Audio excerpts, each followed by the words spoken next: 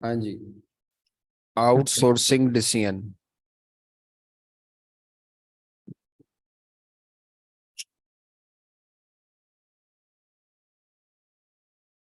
Question में वो क्या कहता है, ये आप लोगों ने कल किया था, मैं सारी इंग्लिश तो नहीं पढ़ रहा। आपने किया था, कंपनी का नाम है सितारा कंपनी, जो कि एक पुर्जा है part F.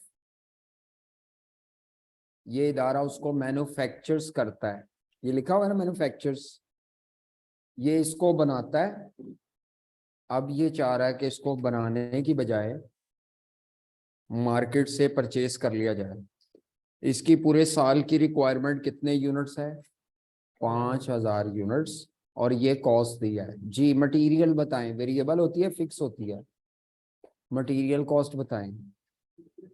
Normally variable cost होती है। लेबर, ये भी वेरिएबल होती है। और ये वेरिएबल फैक्ट्री ओवरहेड्स। तो अगर मैं इन तीनों को इकट्ठा कर लूं तो ये बनता है 190 रुपीज पर यूनिट। क्या बनता है? उसके बाद फिक्स्ड फैक्ट्री ओवरहेड है। इसमें ज़रा आपने थोड़ी एहतियात करनी है, क्योंकि ज़रूरी नहीं है कि ये सारे फिक्स कॉस्ट आपकी रेलेवेंट हो। ध्यान से नीचे पढ़ना है। अगर आपको याद हो तो कल मैंने कहा था, इदारा मैन्युफैक्चरिंग छोड़ के जब बाइंग की तरफ जाएगा तो ये तमाम जो वेरिएबल कॉस्ट हैं वो इदारे की क्या हो जाएंगी? सेव हो जाएंगी। और फिक्स कॉस्ट सारी सेव नहीं होगी, एट्रीब्यूटेबल वाली सेव होगी। कौन सी वाली? जो स्पेशली पार्ट 1700 से रिलेटेड है। बाकी आगे उसने ये लिखा है कि हिलाल एंटरप्राइज ये एक सप्लायर है जिसने आपको ऑफर किया है कि भाई ये पुर्जा मुझसे भी ले सकते हैं आप। सितारा कंपनी को ऑफर किसने लगाई है? जो कि सप्लायर है। वो कितने की दे रहा है? तो ये 7,270 परचेज कॉस्ट है। उसके बाद फिक्स कॉस्ट कितनी सेव होगी, ये नीचे लिखा हुआ है। उसने कहा है कि अगर हमने मैन्युफैक्चरिंग छोड़ दी और बाय करना शुरू कर दिया तो हमें ये 70 का 70 सेव नहीं होगा। इसमें से जो 30 रुपीज की फिक्स कॉस्ट है वो सेव होगी, वो एट्रीब्यूटेबल है। जितनी भी आपकी फिक्स कॉस्ट सेव होगी ड्यू टू आउटसोर्सिंग वो रेलेवेंट है। जितनी फिक्स कॉस्ट एट्रीब्यूटेबल वाली सेव होगी। बाकी जो 40 रुपए की फिक्स कॉस्ट है वो जर्नल फिक्स कॉस्ट है। कौन सी फिक्स कॉस्ट है? जो कि एग्जिस्टिंग वाली होती है, ये रेलेवेंट नहीं होती। आगे उसने एक और लाइन लिखी हुई है यहां से, ये अगर सितारा कंपनी हिलाल की ऑफर को सेलेक्ट करके आउटसोर्सिंग कर दे उसको, यानी उसे क्या तुमसे ले रहे हैं, तो कहीं और किसी और पुर्जे की कॉस्ट भी सेव होगी। वो अदर पार्ट का क्या नाम है? जिसकी कॉस्ट में कितनी सेविंग होगी। और ये खुद ब खुद नहीं हो रही सेविंग, ये आउटसोर्सिंग की वजह से हो रही है। जब आप आउटसोर्सिंग करेंगे कुछ फैक्ट्री की सहूलियात फैसिलिटीज खाली होंगी, जिससे आपकी फैक्ट्री की सहूलियात खाली होने से अदर जगह पे कॉस्ट कम होगी। तो कल जो मैंने फॉर्मेट करवाया था उसमें मैंने कहा था कि जिस प्रोडक्ट को आप बंद करके आउटसोर्स करेंगे उसके पैसे भी बचेंगे तो रेलेवेंट, पूरे बिजनेस में कहीं और सेविंग होगी वो भी रेलेवेंट। तो इसका अब आपने एडवाइस करना था कंपनी को कि उन्हें F1700 को बनाना चाहिए या बाय करना चाहिए। तो मैं पूरा फॉर्मेट तो नहीं लिख रहा, आप लोगों को घर से करने के लिए दिया था। तो आपने इसमें रेलेवेंट इनकम लिखी होगी, मैं ज़रा शॉर्ट फॉर्म में लिख रहा हूँ, कोई टेबल शेबल नहीं बना रहा, बस आमने सामने जी। रेलेवेंट इनकम में जितनी भी ये आपकी वेरिएबल प्रोडक्शन कॉस्ट हैं, मटेरियल लेबर वगैरह, ये सारी सेव हो जाएंगी। अलग अलग भी लिख सकते हैं, मैं इकट्ठी लिख रहा हूँ। 20, 120, 50, 190 और मल्टीप्लाइड बाय कितने यूनिट्स थे, तो ये टोटल कितनी सेविंग आती है? मेरा ख्याल है किया ही नहीं शायद लोगों ने।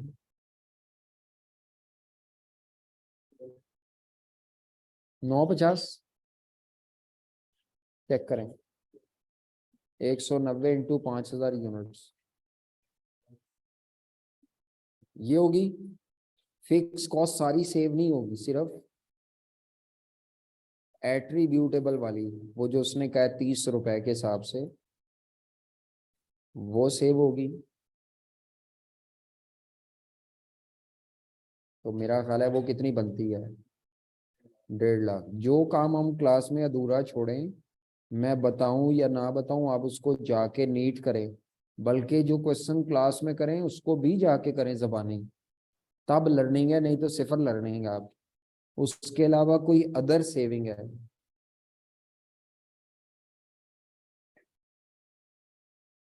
वो कोई पुर्जा है पार्ट S1200, उसकी भी 40,000 की सेविंग है।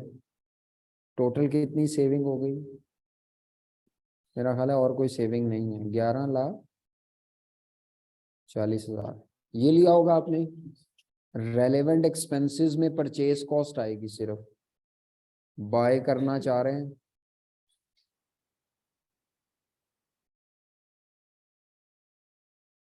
तो परचेज कॉस्ट कितनी अमाउंट की आएगी?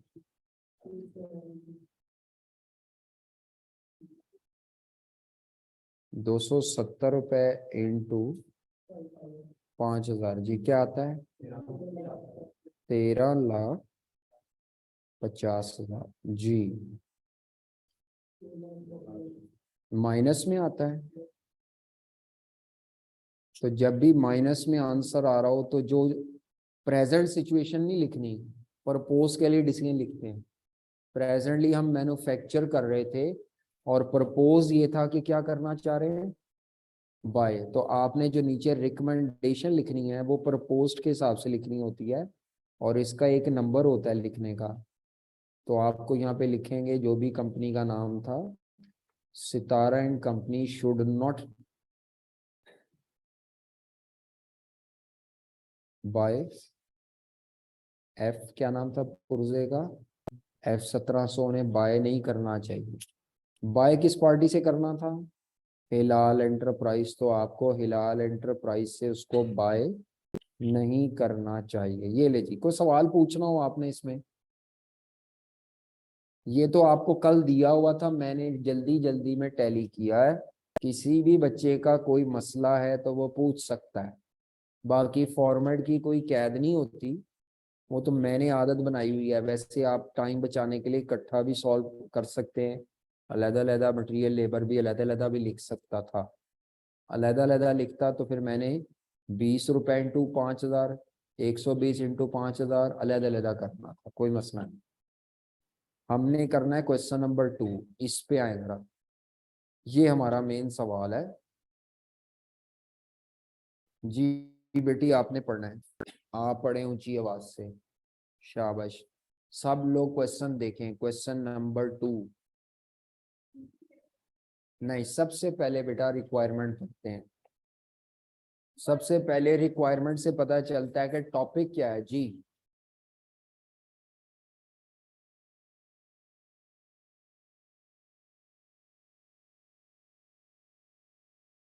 जी पहली बात है,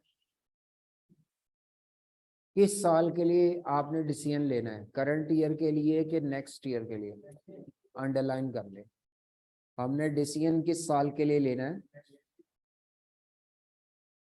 हाँ जी, डिसीजन किसके मुतालिक लेना है? ट्रांजिस्टर्स। क्या चीज है जिसका डिसीजन लेना है? ट्रांजिस्टर को इन हाउस बनाएं या परचेज कर ले? किससे परचेज करेंगे आप? वो जो सप्लायर है उसका नाम है मून लिमिटेड। हमारी कंपनी का क्या नाम है जिसके लिए आपने असल में सवाल हल करना है? AG electronics. ठीक है, समझ आती है? वो ऊपर वाली पहली लाइन से पता चल रहा है, अभी पढ़ी नहीं। इसका मतलब है आपका सवाल ये है, AG इलेक्ट्रॉनिक्स अगले साल, पूरा सवाल अगले साल के लिए करना है, लेकिन जो डाटा दिया हुआ है ना क्वेश्चन में, वो अगले साल का नहीं दिया, बल्कि वो पिछले साल का दिया है। तो आपको पिछले साल से पहले अगले साल का डाटा कंपाइल करना है, देन फिर आप सोल्यूशन कर पाएंगे, अदरवाइज नहीं। ठीक है, किस साल के लिए सॉल्व करना है? नेक्स्ट ईयर के लिए। अच्छा, ट्रांजिस्टर है तो मून लिमिटेड के लिए एडवाइस करना है कि वो बनाए ट्रांजिस्टर या खरीद ले। जी बेटा, पढ़े पहली लाइन टॉप से अब।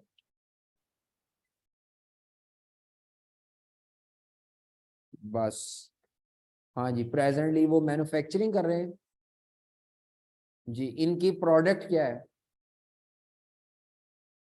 इनकी प्रोडक्ट फ्लैट स्क्रीन टीवी है।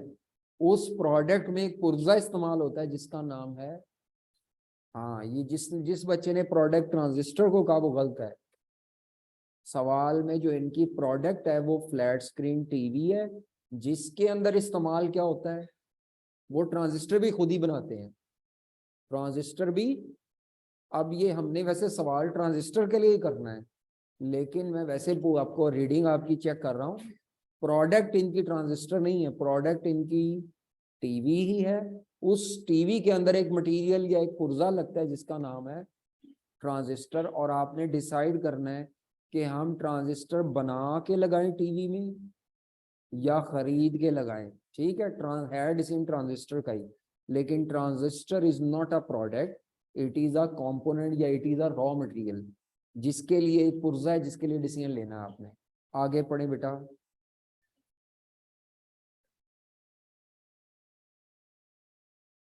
जी, during the recent year ended, recent year ended का मतलब होता है कि जो साल अभी खत्म हुआ है, गुजरा है, रीसेंट ईयर। इनका साल का एंड होता है जून में। तो 2006 जून में जब साल खत्म हुआ है तो इन्होंने कितने ट्रांजिस्टर बनाए थे? तो ये जो नीचे डाटा दिया हुआ है ये अगले साल का है कि गुजरे हुए साल का है? कितने ट्रांजिस्टर के लिए? 5000 के लिए। जी जी, 1 मिलियन। बताएं जी, डायरेक्ट मटेरियल वेरिएबल होता है फिक्स होता है? सबको पता है नॉर्मली ये वेरिएबल होता है। आगे बेटा जी बताएं, ये वेजेस का मतलब डायरेक्ट लेबर कॉस्ट है, ये नॉर्मली फिक्स होती है वेरिएबल? वेरिएबल। आगे पढ़ो बेटी। जी, अंदाजा लगाएं नाम से कि ये जो लीज रेंटल है, क्या आपके ख्याल से ये वेरिएबल होगा या फिक्स होगा?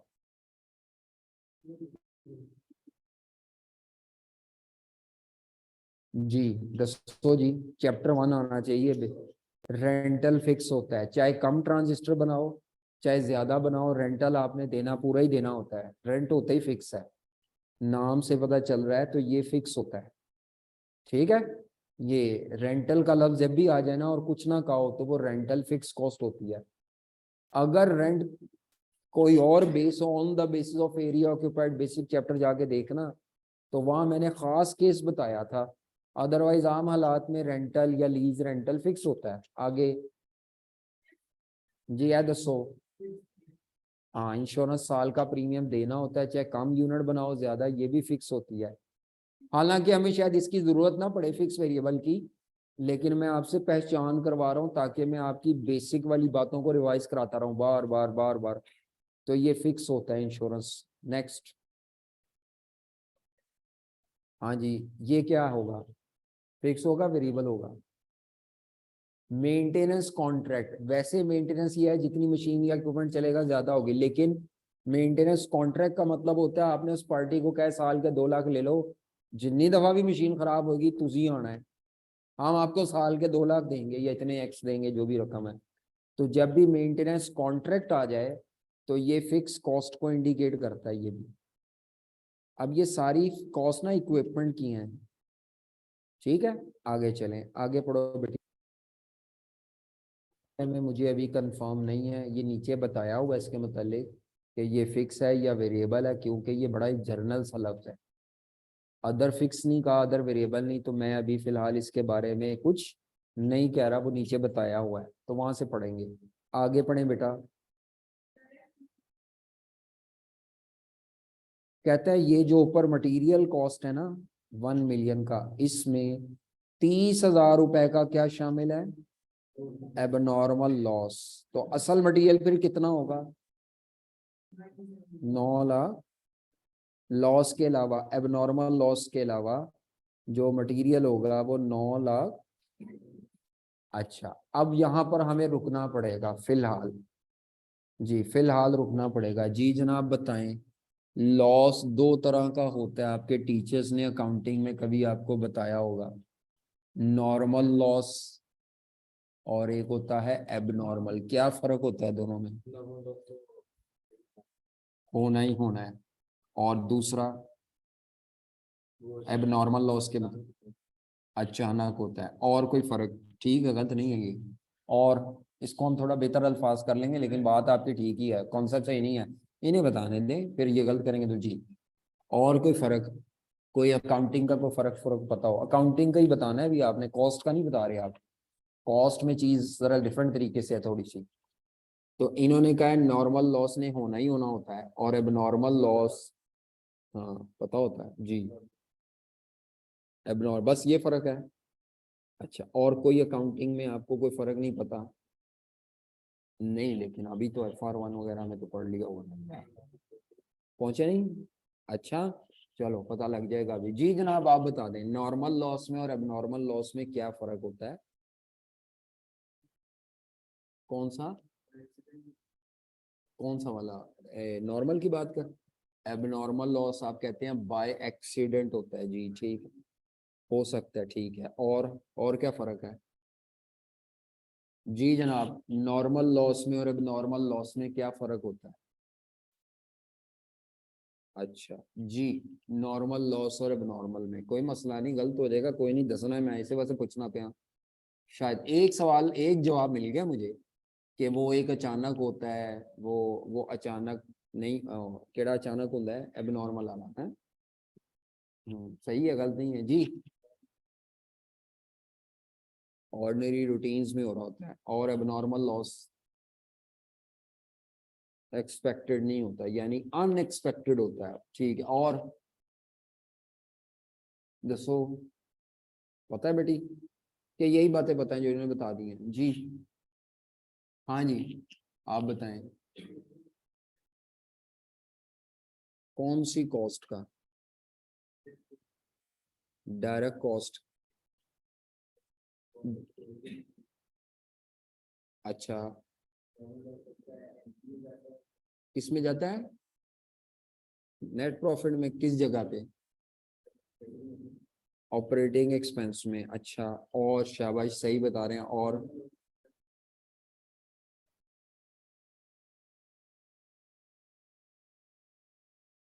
अच्छा जी, ठीक है। और जी भाईजान।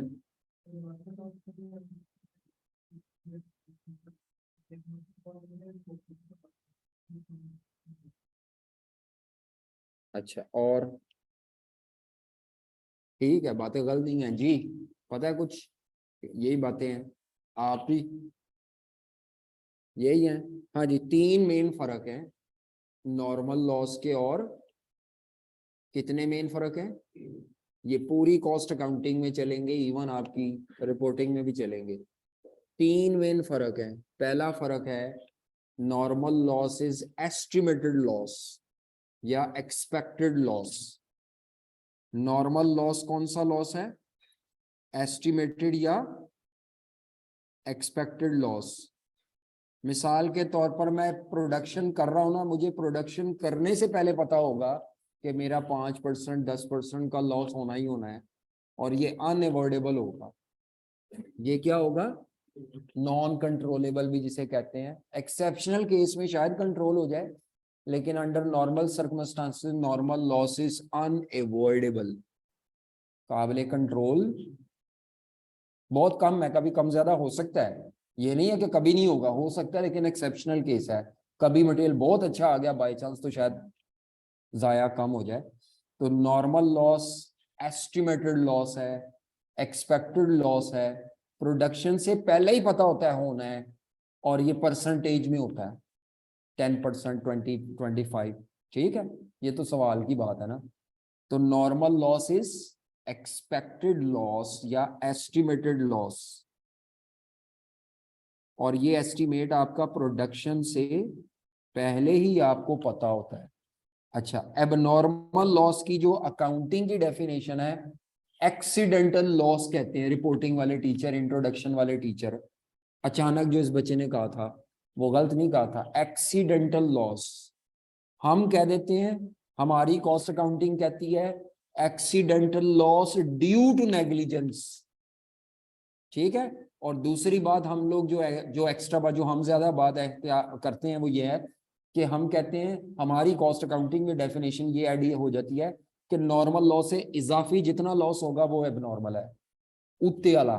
मतलब अगर मैं सोच रहा हूँ मेरा 10% का लॉस होगा लेकिन मेरा लॉस ज्यादा हो जाता है, तो 10% से ऊपर जितना भी लॉस होगा, चाहे वो मटेरियल का हुआ है चाहे प्रोडक्ट का, जिस चीज का भी लॉस हुआ है, excess loss is known as abnormal loss और ड्यू टू नेग्लिजेंस।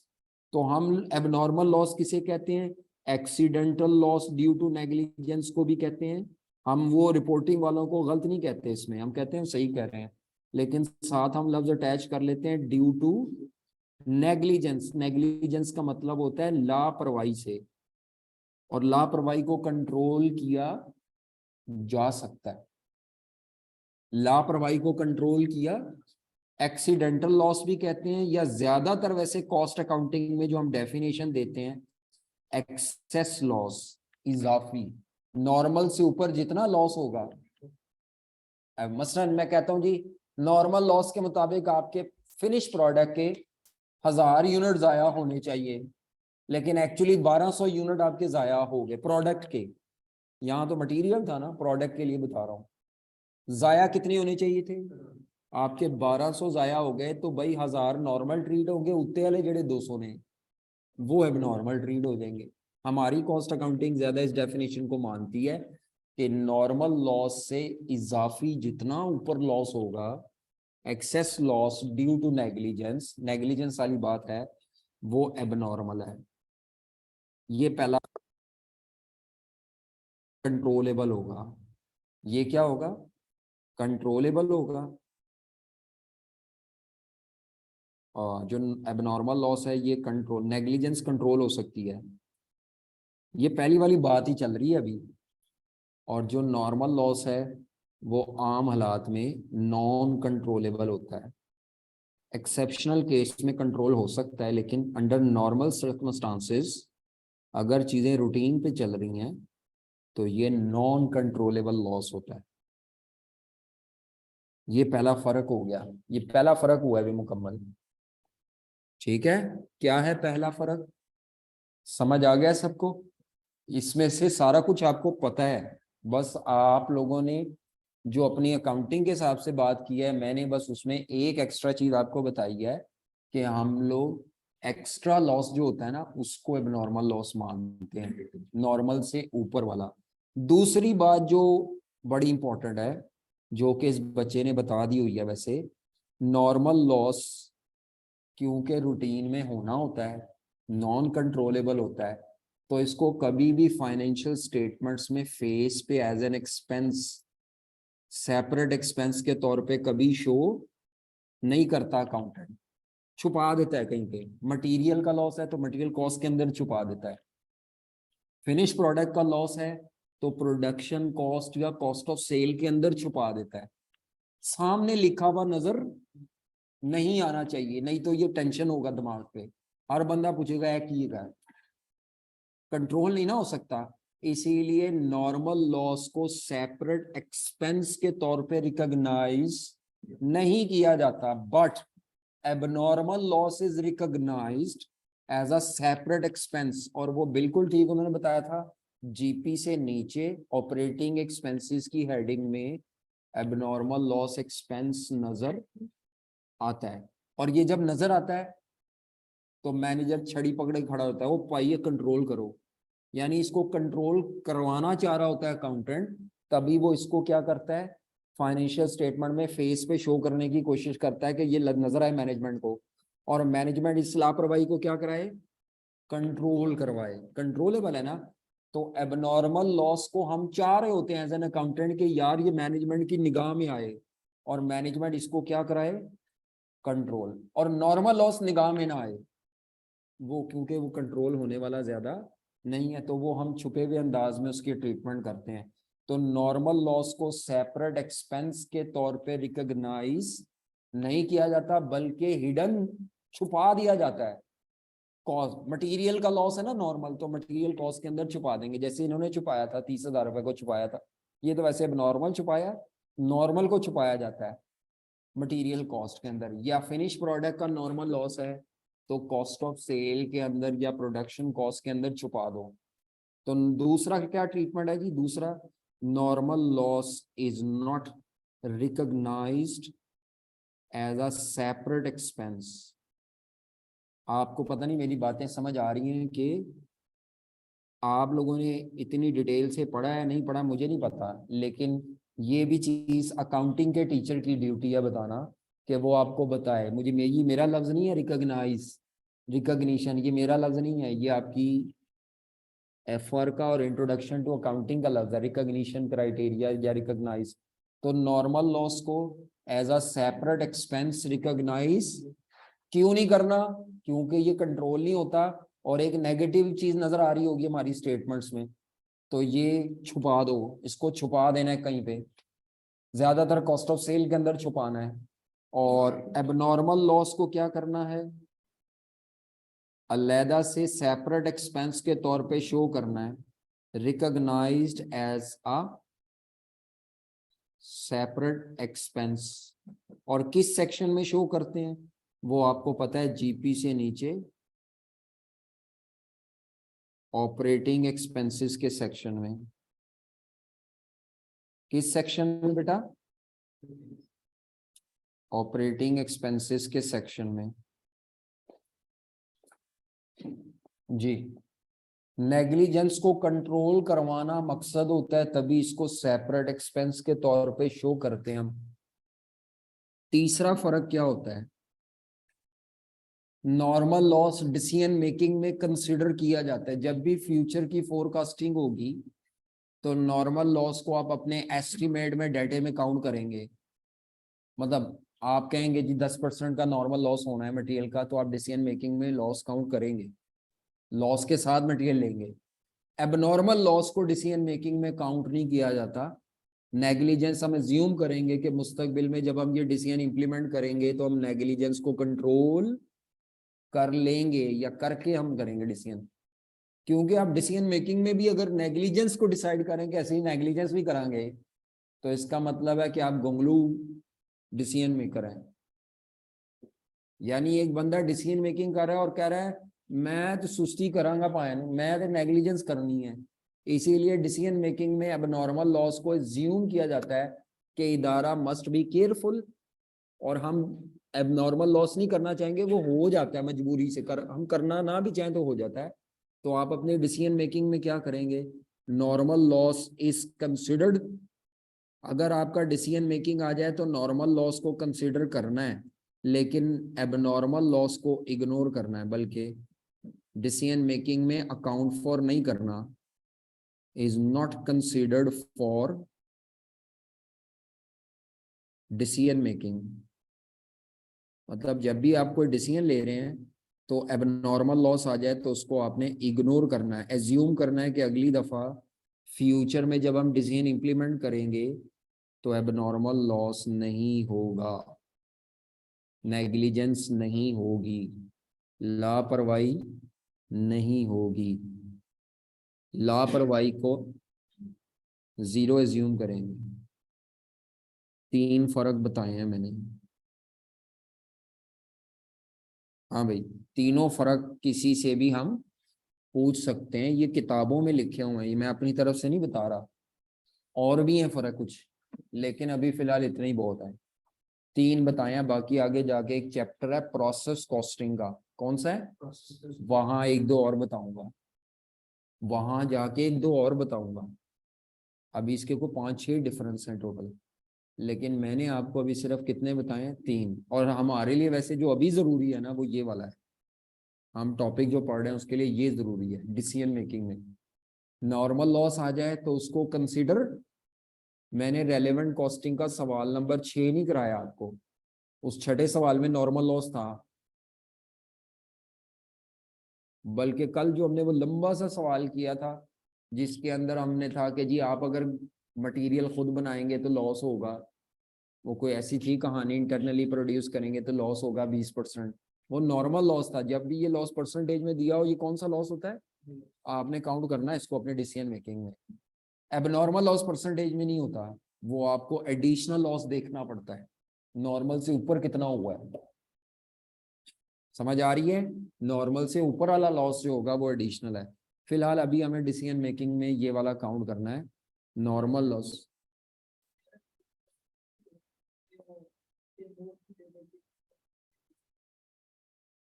हाँ, तो आपने डिसीजन, हाँ वो एक्सेप्शनल केस है, लेकिन ज्यादातर ये होता नहीं, ज्यादातर नॉर्मल लॉस होता है। अगर नॉर्मल होगा तो देन अब नॉर्मल होगा, लेकिन बाकी आप सही कह रहे हैं, आई कैप कुछ भी कर सकता है, जैसे यहाँ किया है 30,000 रुपए का अब नॉर्मल लॉस इंक्लूड किया है। जी बताएं जी, हमारा असल मटेरियल कितना है, 10 लाख है कि 970 है? और ये 30,000 वाला अगर नॉर्मल लॉस होता तो मैं 10 लाख ही मटेरियल काउंट करता। अब नॉर्मल था, इसी वजह से इसको निकाल के साइड पे फेंक दें बस। आपने 10 लाख मटेरियल की कॉस्ट कंसिडर, आपने 9,70,000 रुपए का मटेरियल समझना है। ठीक है, आगे पढ़ो बेटा जरा। जी, अगले साल के लिए ये एस्टिमेट है जी, पढ़ें पहला पॉइंट। प्रोडक्शन का मतलब होता है, प्रोडक्शन विल इंक्रीज का क्या मतलब है, वो जो ट्रांजिस्टर आप बनाते नहीं थे, अगले साल 60% ज्यादा ट्रांजिस्टर बनेंगे। यानी पिछले साल हमने कितने ट्रांजिस्टर बनाए थे, प्रोडक्शन का मतलब होता है प्रोडक्शन यूनिट्स। तो आपने पिछली दफा 5,000 ट्रांजिस्टर बनाए थे, अगली दफा कितने बनेंगे, 60% किसी चीज को बढ़ाना हो तो 5,000 ट्रांजिस्टर इनटू क्या कर लें 1.60, 8,000 ट्रांजिस्टर बनेंगे। कितने ट्रांजिस्टर, 8,000। आगे चलें, आगे पढ़ो बेटा। जी, डायरेक्ट मटेरियल की कॉस्ट कितनी बढ़ेगी। अच्छा, ये जो मटेरियल की कॉस्ट इस तरह बढ़ती है, ये इन्फ्लेशन होता है, ये वॉल्यूम की इंक्रीज नहीं है। वॉल्यूम तो वो ऊपर दिया हुआ है, पहले 5,000 ट्रांजिस्टर के लिए ये मटेरियल था 970, ये 970 कितने ट्रांजिस्टर के लिए था, 8,000। ये टोटल में चेंज होगा 8,000 से, 5 से जब 8 पे जाओगे तो ये टोटल में चेंज होगा, लेकिन पर यूनिट पे सेम रहता है। पता ना आपको वेरिएबल कॉस्ट, चैप्टर 1 ने सिखाया है कि कोई भी वेरिएबल कॉस्ट यूनिट चेंज होंगे तो टोटल में चेंज होगी, बट पर यूनिट पे क्या रहेगी। तो अब आपने ये जो मटेरियल कॉस्ट थी, लेबर कॉस्ट थी, या कोई भी वेरिएबल कॉस्ट थी, वो पिछले साल थी 5,000 ट्रांजिस्टर के लिए, अगले साल वो कितने ट्रांजिस्टर के लिए होगी, 8,000।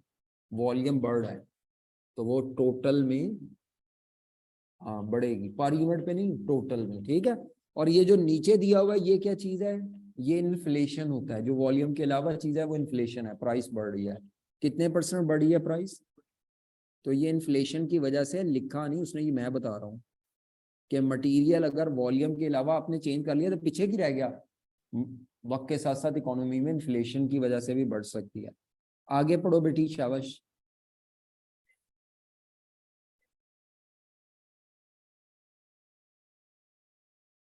जी, वो कहता है गवर्नमेंट का कोई नया कानून इम्प्लीमेंट होने जा रहा है, जिसके तहत अगर आप पिछली दफा 100 रुपए पर आवर रेट दे रहे थे ना वेजिस का, तो अगली दफा कितना ज्यादा देना है। ये लेबर का इन्फ्लेशन है, लेबर के वेजेस रेट में 12%। कितने परसेंट इन्फ्लेशन है, ये इन्फ्लेशन ही है सारे, ये जो इंक्रीज हो रही है। आगे लिखा नहीं इंग्लिश में, मैं बता रहा हूँ आपको, आइंदा से अगर आपने यूनिट्स की वजह से चेंज कर लिया, उसके अलावा कोई चेंज दे दिया किसी कॉस्ट में, तो वो इन्फ्लेशन है। आगे बताओ बेटी।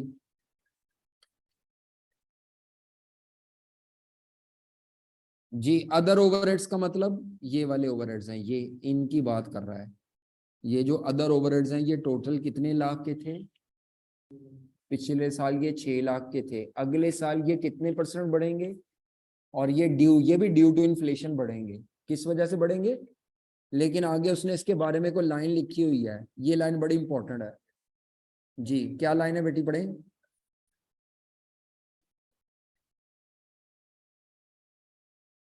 हाँ, वो कहता है इसमें से 40% फिक्स है और 60% फिर जो बाकी हैं वो वेरिएबल है। तो वेरिएबल बनते हैं, मेरा ख्याल है 6 लाख का 60% करें तो 3,60,000 के वेरिएबल ओवरहेड्स। और कैलकुलेटर फाड़ लो, किसी बैठे हो। और 40%, हाँ कैलकुलेटर आपकी आंखों में समाई पड़ी है, पता नहीं सारे हैं टोन हो गए मेरी क्लास ही चाहते हो। और पाई कैलकुलेटर फड़ो तो फिक्स 240 और 3, उन्होंने ना लड़, आप जाग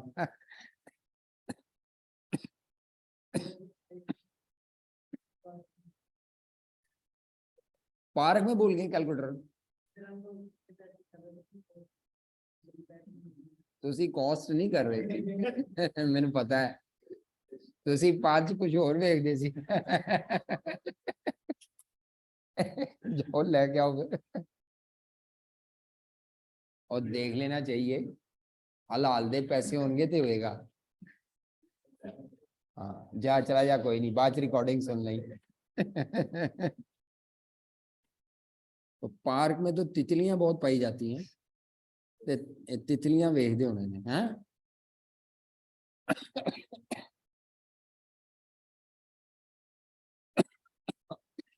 कंग लग गई मैंने। अच्छा मैं क्या बात कर रहा था, ओवरहेड्स की। 3,60,000 कौन से ओवरहेड्स हैं और बाकी 240 के हैं। अच्छा फिक्स में हमने कहा था एहतियात बरतनी है। अब मुझे ये बताएं कि ये जो फिक्स वाले हैं ये रेलेवेंट फिक्स होंगे या इररेलेवेंट होंगे। जिसको पता है वो हाथ खड़ा कर दे। आपके ख्याल से इंग्लिश पढ़ के ध्यान से बताना है जी। तो 6% बढ़ेंगे वो 6% जो बढ़ेंगे वो डिसीजन से नहीं बढ़े, वो इन्फ्लेशन से बढ़ रहे हैं, वो रेलेवेंट नहीं, गलत जवाब है। अब बताओ, उसको मैंने बता दिया है, वो 6% जो बढ़ रहे हैं वो इन्फ्लेशन से बढ़ रहे हैं, हमारे डिसीजन की वजह से नहीं बढ़ रहे। वो ना भी ये डिसीजन होता है 6% बढ़ जाने सन। फिक्स की बात पूछ रहा हूँ, वेरिएबल की नहीं पूछ रहा, फिक्स दसो। उसने 2 टुकड़े कराए हैं, मैं फिक्स की पूछ रहा हूँ, बताओ फिक्स वाले रेलेवेंट हैं कि नहीं, क्यों नहीं है।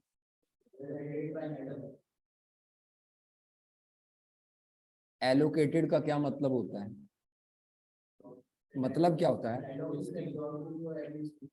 हेड ऑफिस ने पूरी फैक्ट्री के, पूरे बिजनेस के जो फिक्स कॉस्ट होती है उसको डिवाइड किया होता है।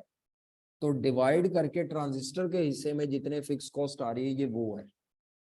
ये एडिशनल फिक्स कॉस्ट नहीं है, उसकी वजह से एट्रीब्यूटेबल भी नहीं है, बल्कि हेड ऑफिस ने फिक्स कॉस्ट के टुकड़े किए हैं। और जब ये फिक्स कॉस्ट तोड़ी जाएगी तो ये जो एलोकेटेड का लफ्ज होता है, मेरे नोट्स में लिखा हुआ है एलोकेटेड, एब्जॉर्ब्ड और अपोर्शन, ये तीनों अल्फाज जब आ जाएं तो ये तीनों एग्जिस्टिंग फिक्स कॉस्ट की तकसीम हुई होती है।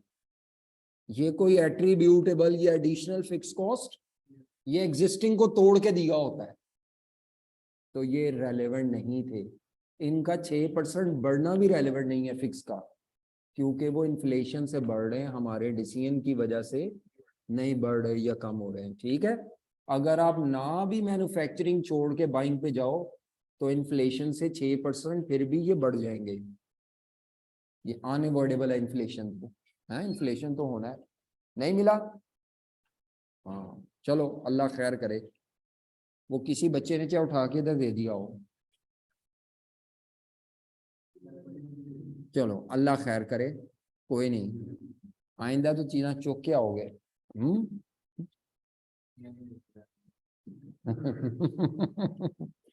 अच्छा चलो, कैलकुलेटर कौन सा सस्ता है आजकल, आगे चलो।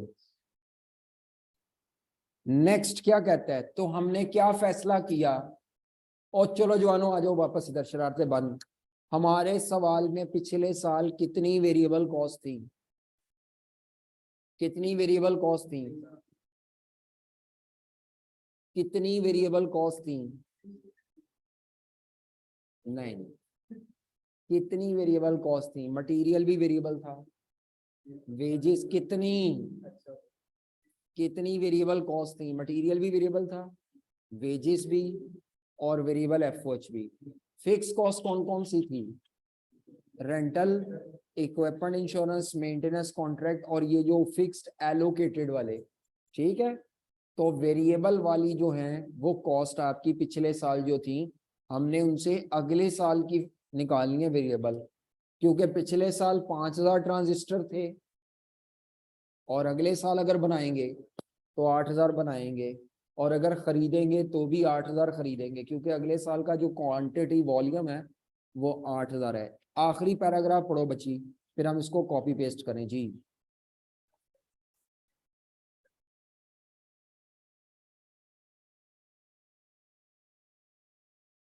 जी, मूल लिमिटेड एक सप्लायर है, उसने कहा आपको अगले साल जितने ट्रांजिस्टर चाहिए, कितने चाहिए हमें, वो कहता है फुल रिक्वायरमेंट आपके सारे ट्रांजिस्टर मुझसे ले लो।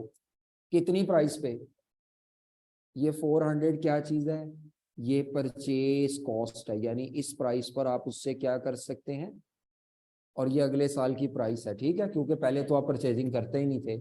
तो 400 रुपए की परचेज कॉस्ट होगी। आगे बस बेटी, हाँ भाई जवान पढ़ो, जवान मेरे फेवरेट स्टूडेंट जी, ऊंची आवाज से। इफ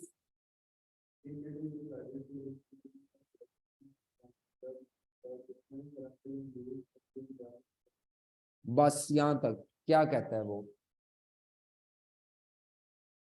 बाकियों ने खामोश है, क्या कह रहा है वो ये लाइन?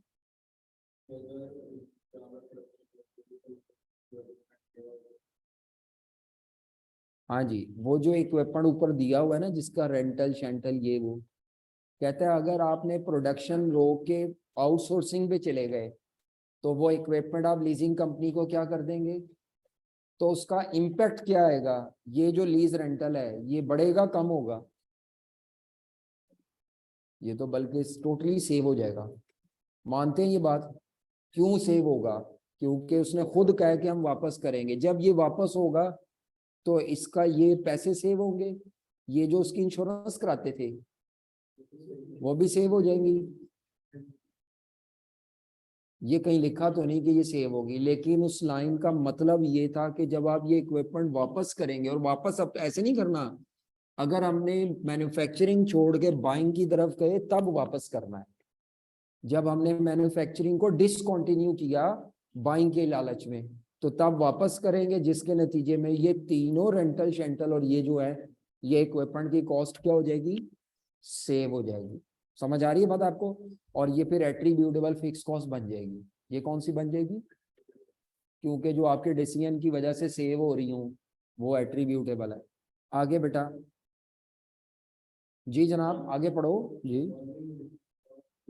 जी, एडिशनल कॉस्ट, ये जो एडिशनल कॉस्ट है ये खरीदने की वजह से पड़ेंगी आपको, बनाना छोड़ के खरीदने की तरह। कौन सी कॉस्ट है? हाँ, मतलब चीजें आएंगी तो हम, पहले तो ट्रांजिस्टर हम खुद बनाते थे ना, अब पता नहीं सही आ रहे हैं कि नहीं आ रहे सप्लायर से, तो हम चेक करेंगे उनकी क्वालिटी इंस्पेक्शन कॉस्ट सालाना कितनी होगी, और ये बाय करने की वजह से होगी, और उसके अलावा इंश्योरेंस कॉस्ट भी पड़ेगी, वो 8 रुपए पर ट्रांजिस्टर है। लो जी, ये अब आपका, मैंने तो यहाँ सवाल बड़ा गंदा मंदा सा कर लिया है, आपके पास साफ सुथरा सवाल है। तो सबसे पहले आपने टेबल बनाना है विदाउट एनी फिगर्स, और टेबल में एक एक लाइन छोड़ते जाना है ताकि मैं कैलकुलेशन शो कर सकूं। चलो भाई स्टार्ट करो, लिखो, मैं बता रहा हूँ आपको, हेडिंग दें, टेबल बनाएं, शाबाश जी। इवैल्यूएशन ऑफ, हम किस कंपनी के लिए सॉल्व करें, ऊपर कंपनी का नाम लिखें, एजी इलेक्ट्रॉनिक्स, और हम अगले साल के लिए फैसला कर रहे हैं, तो फैसला करने को कहते हैं इवैल्यूएशन ऑफ आउटसोर्सिंग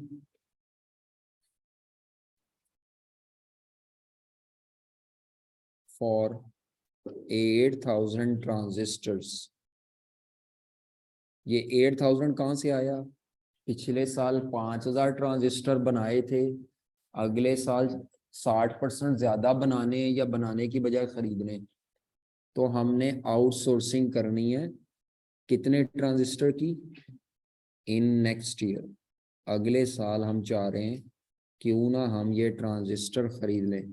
तो मैंने कल आपको एक टेबल सा बना के दिया था, अगर आप उस टेबल का फॉर्मेट जहन में रखें या अपने नोट्स ओपन करके रख लें ज़रा प्लीज़। तो हाँ जी, सबसे पहले हमारे इस टेबल में हेडिंग होती है रेलेवेंट इनकम्स। एक एक लाइन छोड़ते जाइएगा उसमें जो आइटम, बल्कि मैं क्वेश्चन से देख देख के लिए रुपीज इन थाउजेंड लिख लें। तो फॉर्मेट सामने लिखना है रेलेवेंट इनकम्स। जी मैं अब तरतीब से चलने लगा हूँ क्वेश्चन की। तो सबसे पहले जो मेरा एक्सपेंस था वो था डायरेक्ट मटेरियल कॉस्ट की सेविंग अगले साल की।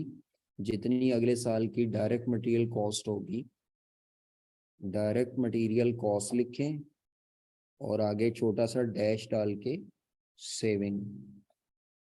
अगले साल जो भी खर्चा होना है, अगर हम बनाएं तो ये खर्चा होना है, और अगर हम नहीं बनाते तो सेविंग। एक लाइन छोड़ दें, डायरेक्ट वेजेस कॉस्ट की सेविंग।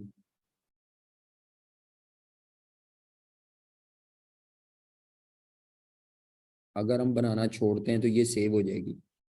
एक एक लाइन छोड़ते जाएं। अच्छा, उसके बाद और कौन सा कॉस्ट है जो सेव होगी? हाँ जी, ये लीज रेंटल सेव होंगे कि नहीं होंगे? उसने कहा था जी वापस कर देंगे, जी बिल्कुल।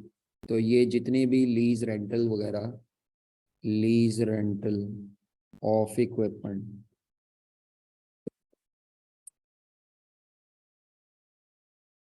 और उसकी कॉस्ट सेव होगी। और क्या सेव होगा जी देखें। जी मैंने ये सेविंग लिख दी, लेकिन रकमें नई लिखनी है, ये रकमें पुरानी नहीं लिखनी।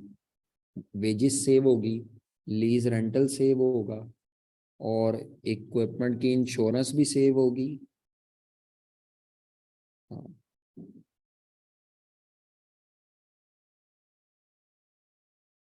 इंश्योरेंस कॉस्ट सेव होगी इक्विपमेंट वापस करने की वजह से। उसके अलावा मेंटेनेंस का खर्चा भी सेव होगा। अब ये सारी फिक्स कॉस्ट थी जो सेव हो रही हैं। आप main heading fix cost saving भी दे सकते हैं इसके लिए, इन तीनों के लिए।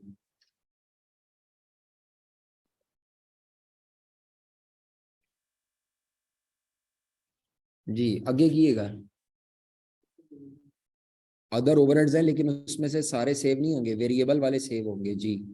फिक्स वाले तो एलोकेटेड है, वो रेलेवेंट ही नहीं थे। तो अदर वेरिएबल ओवरहेड्स की सेविंग। ले जी, एक एक लाइन में छोड़ता गया। ये सारी अगले साल की मैन्युफैक्चरिंग कॉस्ट है। अगर हम मैन्युफैक्चरिंग छोड़ेंगे अगले साल, तो ये सारी कॉस्ट जो लगनी थी ये सारी क्या हो जाएंगी, सेव हो जाएंगी। लेकिन ये रकमें अगले साल की निकाल के सेव करनी है। एक दो लाइनें छोड़ दें, कोई और कॉस्ट हो सकती है जो शायद मैंने ना लिखी हो सेविंग के तौर पे। तो उसके बाद हेडिंग दे रेलेवेंट एक्सपेंसेस।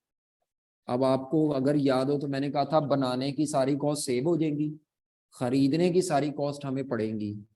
तो अब रेलेवेंट एक्सपेंसेस की हेडिंग दें और उसमें खरीदने की कॉस्ट लिखें।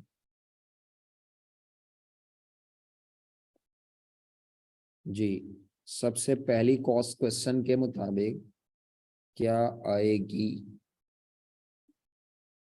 हाँ जी, तो सबसे पहले हमें मून लिमिटेड से क्या करना है, ट्रांजिस्टर। तो लिखें परचेज कॉस्ट ऑफ ट्रांजिस्टर।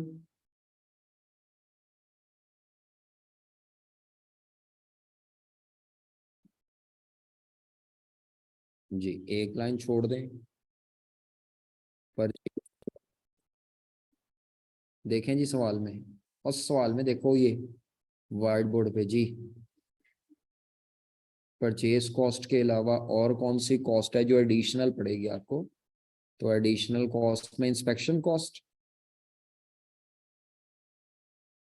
जो सप्लायर से चीज़ें आएंगी उनकी एडिशनल इंस्पेक्शन कॉस्ट पड़ेगी, और एक कॉस्ट पड़ेगी एडिशनल में इंश्योरेंस कॉस्ट ऑफ ट्रांजिस्टर्स। लो जी,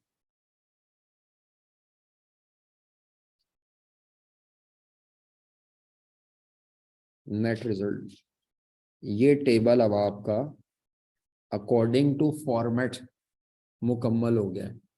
एक दो लाइनें इधर भी छोड़ दीजिएगा नीचे, ताकि कोई आइटम मिस हो रही हो तो फिर हम उसको लिख सके। तो नेट रिजल्ट आ जाएगा। अब आपकी मर्जी है, जो मर्जी आइटम पहले लिखें। मैं परचेज सेक्शन को पहले लिखने लगा हूँ। लिखे जी फिगर्स क्या थी, परचेज कॉस्ट को लिखो। हाँ जी, क्वेश्चन का डाटा ओपन करो। अब क्वेश्चन का डाटा ओपन कर लो जरा जी। बताओ जी, परचेज कॉस्ट क्या थी एक ट्रांजिस्टर की? तो लिखें जी 400 रुपए पर यूनिट इंटू 8000 जी। ये लिखी जाए इसके सामने, ये इसके नीचे वाली लाइन में, इंटू 8000 ट्रांजिस्टर के यूनिट्स। कितना आता है? थाउजेंड्स कॉमन लिए मैंने, 3200। नेक्स्ट, इंस्पेक्शन कॉस्ट टोटल में ही दी हुई थी पर एनम 20,000। वो कॉपी पेस्ट कर लें, 3 सिफर कॉमन लेके माइनस में लिखनी है ये कॉस्ट सारी, एक्सपेंसेस हैं ये। आगे इंश्योरेंस कॉस्ट 8 रुपए एक ट्रांजिस्टर की है, इंटू 8000 यूनिट्स। शाबाश। तो ये आ जाएगा 64,000। ऊपर आ जाए, ये लिखें लीज। इनके लिए कोई कैलकुलेशन नहीं चाहिए, इनकी अमाउंट अगले साल की नहीं बताई हुई, तो बस एज्यूम करेंगे अगले साल भी इतनी देनी थी। कितना रेंटल दे रहे थे पिछले साल, तो अगले साल भी अगर बनाएंगे तो देना पड़ेगा, नहीं तो सेव हो जाएगा। 90,000 सेव है, 90।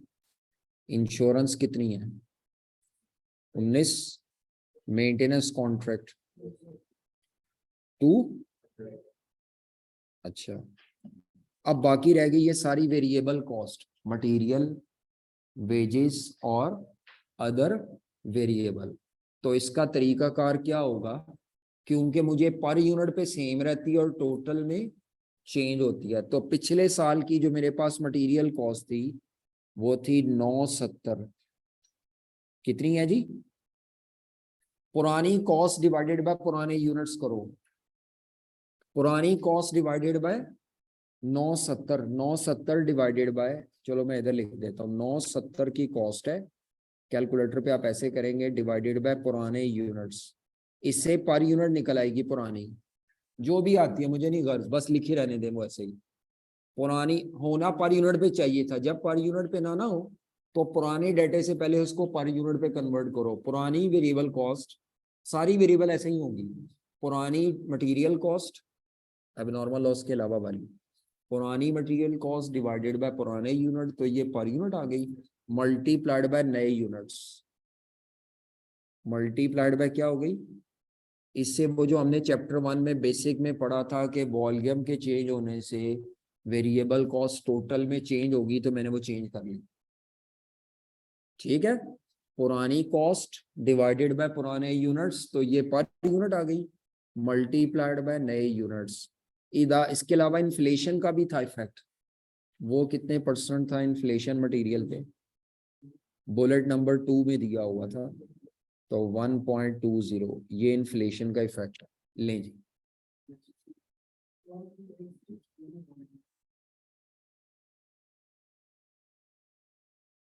हर वेरिएबल कॉस्ट को ऐसे ही चेंज करते हैं अगर वो पहले से पर यूनिट पे ना हो तो। पर यूनिट पे हो तो आसान होता है, फिर तो मैंने सीधा सीधा 8,000 से जरब देनी थी, 20% जरब। अब मसला क्या है, वो पहले पुरानी वाली भी टोटल में दी हुई है, तो पुरानी मटेरियल कॉस्ट टोटल में थी डिवाइडेड बाय पुराने यूनिट्स, ताकि पर यूनिट पे आ जाए, इनटू नए यूनिट्स। और आगे ये इन्फ्लेशन का इफेक्ट है। वेजेस कॉस्ट को भी ऐसे करेंगे, टोटल कितनी थी पुरानी वाली? 5, और ये वेरिएबल होती है ये भी, तो इसके साथ भी यही सलूक होगा। पुरानी वेजेस कॉस्ट 5,60,000 डिवाइडेड बाय पुराने यूनिट्स हैं 5,000 ट्रांजिस्टर, नए यूनिट 8,000। और इन्फ्लेशन गवर्नमेंट ने कहा है जी 12% बढ़ानी है वेजेस 1 जुलाई से। जी ये हम, जुलाई हमारा स्टार्टिंग है, 12%। ये बताया हुआ है 12% इसका। अच्छा जी, आज ऑन वेरिएबल ओवरहेड्स थे, अदर वेरिएबल ओवरहेड्स वो कितने थे? 3,60,000 मैंने निकाले थे, हैं? 360 निकाले थे। कितने निकाले थे? ये देखो, मैंने 6,00,000 का 60%। तो इस 360 को कैसे चेंज करेंगे? वो वही तरीका होगा। ये भी वेरिएबल थे, तो पुरानी variable overhead cost divided by पुराने यूनिट्स मल्टीप्लाइड बाय नए units into 6% other variable overhead बढ़ रहे थे 1.06, 6% 1.06 होता है। जी जनाब बच्चों, ये बात आपको शायद कुछ बच्चों को समझ ना आई हो कि सर ने ये क्या किया है। बेटा मैंने बेसिक वाला चैप्टर लगाया है और उसके मुताबिक मैंने पुरानी वेरिएबल कॉस्ट को पुराने यूनिट पे डिवाइड किया है ताकि मैं पर यूनिट पे पहुंच सकूं, और पर यूनिट पर वो क्या रहती है? सेम। लो जी, अब जरा इसका टोटल करो जवानो, सारे का 37.48, 3785.48 माइनस ये कर लें। नहीं, वो माइनस बस कर दो डायरेक्ट। पॉजिटिव है नेगेटिव? तो पॉजिटिव आने का मतलब है मून लिमिटेड से ट्रांजिस्टर खरीद लेने चाहिए कि नहीं? क्योंकि बना तो हम पहले भी रहे हैं। तो प्रपोजल ये है कि खरीदें कि ना खरीदें, तो रिकमेंडेशन लिखें।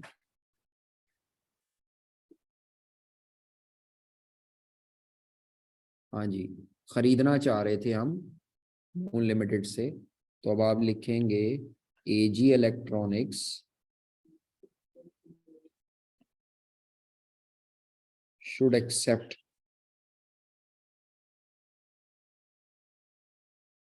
Offer of Moon Limited. जिसका मतलब क्या है? मून लिमिटेड की ऑफर एक्सेप्ट करने का मतलब है which means AG electronics should bye